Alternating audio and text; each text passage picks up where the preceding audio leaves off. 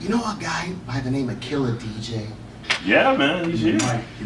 And now I'll be honest, and I'm a guy who's, chased this whole hip hop thing for years. And I was not familiar with Killer DJ until my friend Pacey Foster had an interaction with me at the Library of Hip Hop.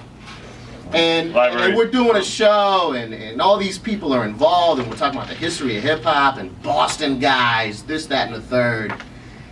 And Pacey points out this guy Killer DJ, who maybe hip hop aficionados that think that they're familiar with Boston, maybe guys like me didn't even hear about. And I came up, listen, I listen to the radio. I love Ninja B.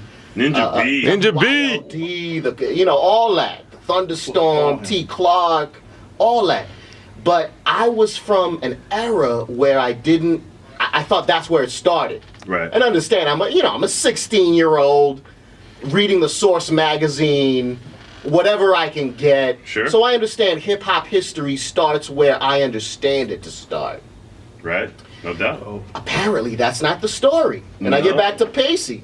And this is a guy I heavily respect in the Library of Vinyl, and that's a whole other show. But this guy has access to the true lineage of Boston and just hip-hop in general. And he plays me this guy, and he rants and raves, and you know Pacey. I mean, he's a very he's a very passionate guy. Like the guy is just like Yeah, he'll tell you about man, lobster you sauce. gotta hear this. It's all now. Yeah. I tell you with a grain of salt, but he can't stop. Even back then, it's all now.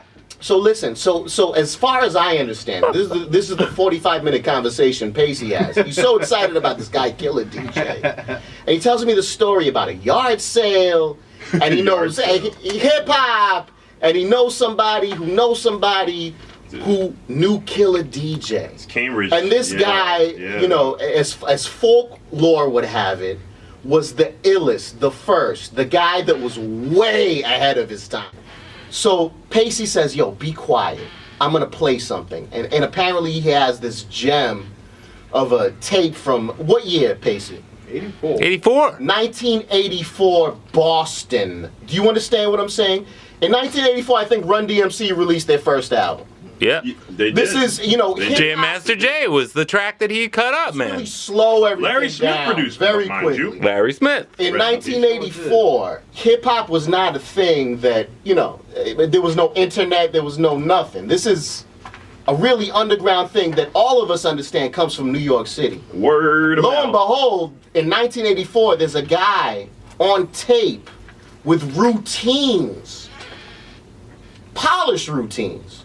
All right, whatever. So he's going to play this tape. All right, let me hear Killer DJ. And all the time, we hear about this old school stuff, and we hear about, all these different groups, doo-wop in the Fun Five and blah, blah, blah, and we chuckle. It's 2014. We understand what this hip-hop thing is. Sure enough. So I'm saying, okay, he's gonna play this tape. I'm gonna hear this DJ, cut up whatever. He's gonna what's he gonna cut up? Mardi Gras, I'm about to play. Yeah. So this guy, he presses play, and I am floored. I'm floored because of the technicality. I'm floored because of the rapid put it on, drop it heavy, the way you're supposed to do things is. But then I said, oh my God, I'm listening to this whole polished thing, and this is 1984. This guy from Boston, Massachusetts, and all respect to Boston, Massachusetts, but hip hop is alive and well and burgeoning and living in New York City. This guy, whatever he's doing, as clean and technical as it is, isn't supposed to be happening on this time map. So with that said, I want to tell you, I listened to an incredibly technical everything, and it was absolutely on some one-take-ish, because two-take stuff didn't exist then. Nope. Technologically. Nope. And this was one of the most amazing, just clean, I keep on saying the word, clean, technical, 1984. I don't understand what's happening. Right now, Dana Scott, I want you to welcome, to answer these questions, Boston legend. Can I play the routine Killer first? DJ. No. Yeah, man. Yeah. Let him say hello. Yeah. I'll get a Hello, mic. Killer My DJ. My mic. I want you to play what I heard. All right. And then we'll go from there. Let's go. Yeah. Sitting around, playing around, and Ronnie Harding comes to the crib, and he said, they're playing music at Hoyt Field, yo. There's a DJ down there. Rudy Dotton. You gotta see this. Well, let's go. We get down there. Rudy Dotton is cutting up. He's blending, actually. That's what it all started, the blending, mixing records. You can't hear the beginning when it comes in, and they started over and over again, and I'm watching them. Killer DJ, what year is this? Ooh, 78. 1978? Hold up. Wow. What? I don't understand because Where are we? chronologically, I'm taught like 1977, Kool Herc touches down. 70. So explain to me how a city 300 miles away from the birthplace of hip hop, you're catching wind of this. Yeah, 78. First time I seen turntables and seen a DJ cutting on turntables. I'm like, yo. I'm watching him, he's blending. The record keeps starting all over and over again. I'm like, I don't hear anything. What is he doing? But my question, before you go further, my question is, what did you hear from New York and when did you hear it? Because obviously you had to hear it from them first to be this advanced. Absolute. Yeah,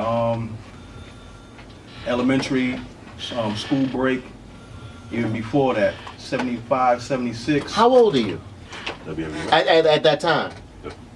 I'm 11, 12. Okay. 10, 11, Okay. 12. Just a second. But summertime, yo, school break, my mother used to send us to the Bronx. What's your name? Okay. She like, Okay, here we go. Now something makes sense. Okay, man. Where in the Bronx did she used to send you? I don't remember the exact street. It was my aunt's house. We didn't care about that. I'm saying, were you in the 180s, the 190s? Do you remember Fordham Road? Do you remember? Fordham Road area. It was the Fordham Road. There you go. There you Now go. we're getting somewhere. There we Fordham go. Road in the Bronx? Yeah, Bronx. Go ahead. BX, okay. BX. Yeah, Yeah. sure. Summertime, my mother was like, yo, you're not staying with me for the summer. Y'all at school. Y'all going to see your aunt. You're 11 years old from Boston, Damn. and you get sent out to the. BX. Do you remember your first impression of landing in the Bronx? Oh, it was raw. A lot of stick-up kids in that area. I got a couple, yo. I got robbed one time, like 11 years old, yo. For what? What did you have on you? Some chicken $3 to go to the movie theater, yo. $3 for the movie. Yeah, the dude had a machete. Damn. All right, so go Like, ahead. dude, anyway. So where'd you hear? So listen, paint the picture. Now you're out in the Bronx. People are riding around in their cars. What do you hear blasting out their cars as an 11-year-old Boston kid? Now, here's the music thing right here. What happened was, we in the BX, and they used to have block parties. And in the summertime, we used to turn the hydrants on and all that. Summertime is hot, the whole nine, and run the water out on everybody. You're factually talking about a year or two after Kool Herc started doing this in the Bronx. Yeah, that's And you understand that? Go ahead. now You're I do. absorbing this as an Yeah. 11-year-old. Go ahead. Right. So, we used to have these races around the block, barefoot, running around the block and blah, blah, blah. And they had a block party on a parallel block. And they got the turntables out there, and I stopped. I'm like, what are they doing? Hold up. The Before you music- go further, did kids around your block understand that you were the kid spending summertime from Boston? No, they didn't know me. You didn't didn't need to know say me. anything about that. No. You They just didn't- needed they didn't know to me. keep it moving. No, keep All it right, go moving. ahead. My So- cousin warned me, like, no, keep it moving, because there's nothing but trouble over here. Right. You don't want to give everybody too much information. Yeah, You just- we're racing around the block, and I seen the two turntables. I'm like, oh, that's dope. Two turntables. Why they got two record players? Why they have two record players? I stopped. My cousin was like, yo, come on, let's go, cuz. I'm like, This is a "All right." party in the park. You're talking about Block a party party. in the park. Had the Go street ahead. shut down the whole nine. Right. So, ever since then, I was interested. I'm like, music, because my thing was always music anyway. From moms, playing the old school stuff. Now, at the house, all that. And I then want with to the BX. slow that scene down. Now, what you observed was there's a guy behind two turntables. Yes, sir. And there's this whole party functioning around this guy. And for some reason, you found that sexy. Turn me on. Yeah. Turned you out. Go ahead. Absolutely. So you wanted to Absolutely. be that guy. I think it was in my head in the background, but then when I seen Rudy Doughton later, that's what turned me. Who's Rudy Doughton? Go Rudy ahead. Doughton, the DJ, old school DJ, used to be at WILD.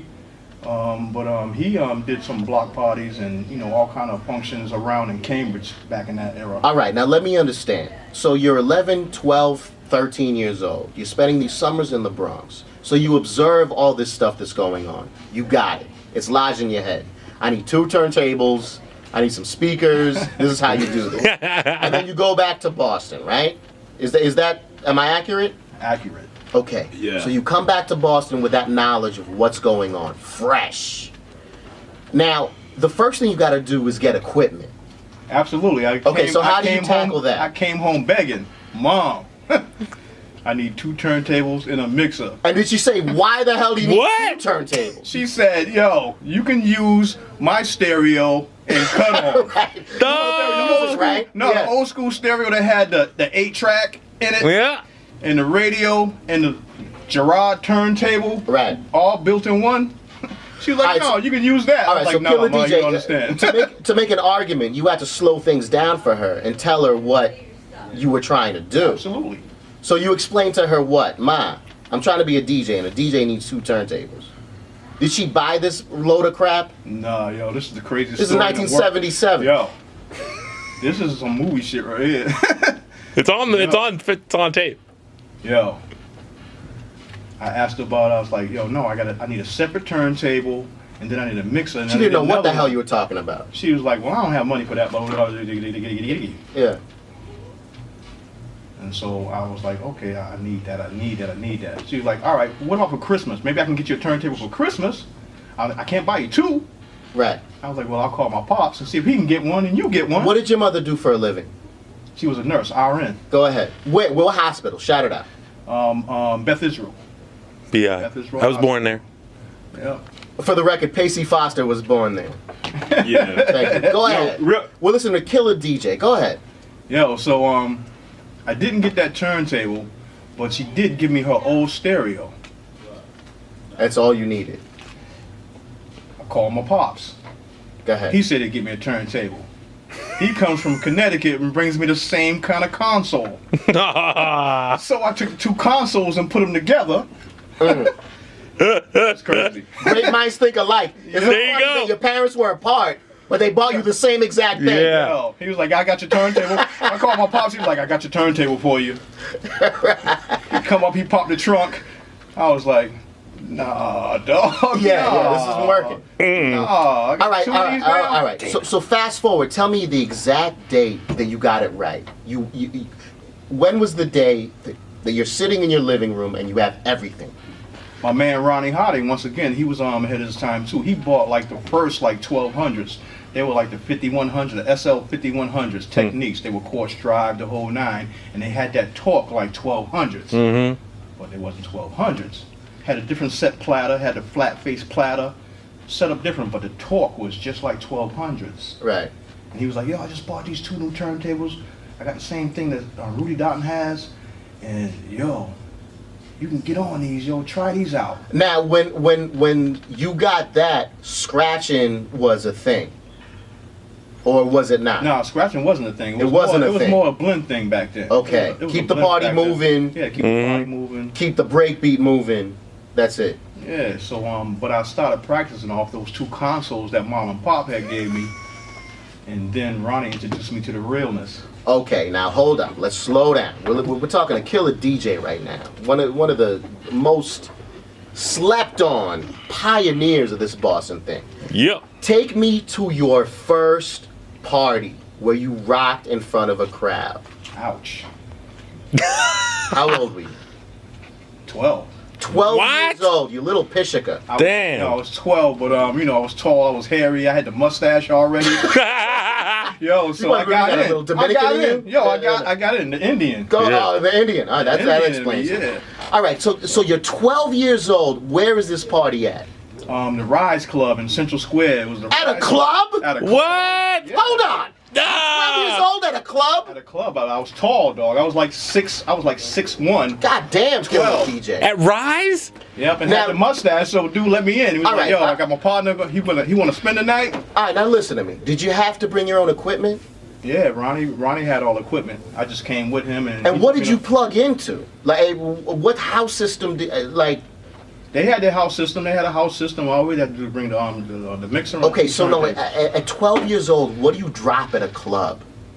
Let me see. What was it back then? 12 Holy years old. moly. It was let me see. What were the songs I used to rock? Wait, That was so my mind is long. twisted right now. What? You're telling me adults 12. showed up to a club and there's a Yeah. 12-year-old DJ behind the turntable. Yeah, that was like when Sugar Hill came out. Oh my all God. that, yeah. Get out of here, Now, man. did you- The Hibbit. Here's an important question. Did you have a girlfriend with you in the club at 12 years old? Nah, I didn't. But I was catching them though. I was catching them. Crazy. So you're doing parties at 12, and you were good, or were you awful? You had to be awful. I was decent. That's why Ronnie invited me, because I was very decent. You knew how to blend at 12 years old. I caught blending real fast. Like real fast. What neighborhood were you living in at the time? Cambridge, River Street, Cambridge, right Look outside. at this. Look at this. Central All the flack that these lame bridge guys have. You can't name a DJ before. I mean, this guy's 12 years old, from Cambridge, rocking in clubs in '77. Yo, but you know, Match that. yo, but I gotta give props though to Rudy Dodden and Michael Dodden. Michael Dodden had the cuts back then too. Go ahead. He was hot. And where was he from? He influenced me. He's from Cambridge. Everybody's from Cambridge. Cambridge, what? Cambridge, yeah. Come Home on. of PCP. Yeah. God bless him. All right. All right. So wait, why I have a question. What ahead. about, tell him the story. You lost track of this tape. Tell him about this, man. The Pacey Foster but we just said we're Killer skipping DJ forward, lost track of what we just heard. Completely lost track of it, right? How did that tape surface? All right, we're skipping way forward. Let me see. Years later, I moved down south, Augusta, Georgia, and then came back to Boston. And moved to Medford, Mass. And when I got to Medford, Mass, I used to play ball and all that, had my box with me all the time, playing my mixes on the court and all that. And an older guy approaches me, after 2 weeks after I'm playing ball with him. And he goes, yo, I want to ask you a question, yo. Where you get that tape from? I was like, I made that tape. He was like, yo, I never heard nothing like that before, ever. Older cat, mind you, he's like, I don't know, 5, 6, 7 years older than I am. And he was like, yo, I like that, man, the way you cutting that. And damn, he was like, oh, I need a copy of that. And me and him hooked up. We hooked up. And I got fond of him. I liked him because, he was advanced. He was a meticulous dude, the whole nine. I liked his look, the whole nine. He was real cool. And he was like, one day he approached me, he said, he's like, you know what you should do, dog? You should let me keep every tape that you make, so when you get older, I'll archive it and you can get it back when you get older. This guy sounds like the first Maurice Starr. I was like, word. He was like, yeah, for real. Maybe you should buy a tape. He was like, yo, I got equipment, I got 2 turntables the whole night in my crib too. You should come by sometime and check it out. I was like, I'll do that. After we finish this game, yo, let's go to your crib. Go ahead. We get down to a spot, basement built joint, nice place, organized, 2 turntables, records in alphabetical order. I'm like, wow, this dude is off the chain. Yeah, maybe I can make him a tape of everything that I do. Okay.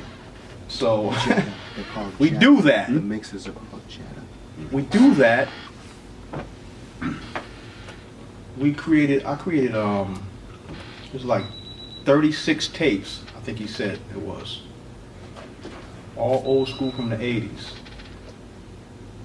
And I moved around, blah blah blah, lost contact, all that, and came back much years later. I got the tapes back last year. How many's he got? Yeah, like 36. He gave me 15. He said, you take these 15 and bring them back to me because I want to keep these forever. Bring them back to me and I'll give you the other 15 or whatever's left over. Robert Haywood. Thank you, Robert. Robert Haywood. And there it is. And then, Shout outs to Rob. and then eventually Pacey got him in his hands and all that. We're gonna Yes. this is Pacey the curator. WMBR. Musenomix, of course. This is Dana Scott Show. We got Killer DJ here, and we're gonna keep on talking about Boston's DJ legacy. And we're But next we got- absorbing and learning so much. No doubt, man. And you know, we got your mix, of course. You know, DJ On and On. We're gonna play some music. We're gonna play some music. Enough talking. And we got Joyner Lucas next, Boston's very own. He's gonna be on the show, coming in person. He's here. And shout out to my man Bedlam Matthews of Show Off Records, basically handling that, hooking up the interview with him, about to come up. And enjoy the show, folks. It's 10:45 p.m. and this is Musenomix. Get at us on Twitter at MUSENOMIX, or you can get at my man, On and On at Drop It. Let's play some goddamn music. We got Killer DJ here. We got a lot of him. Killer D. And On and On.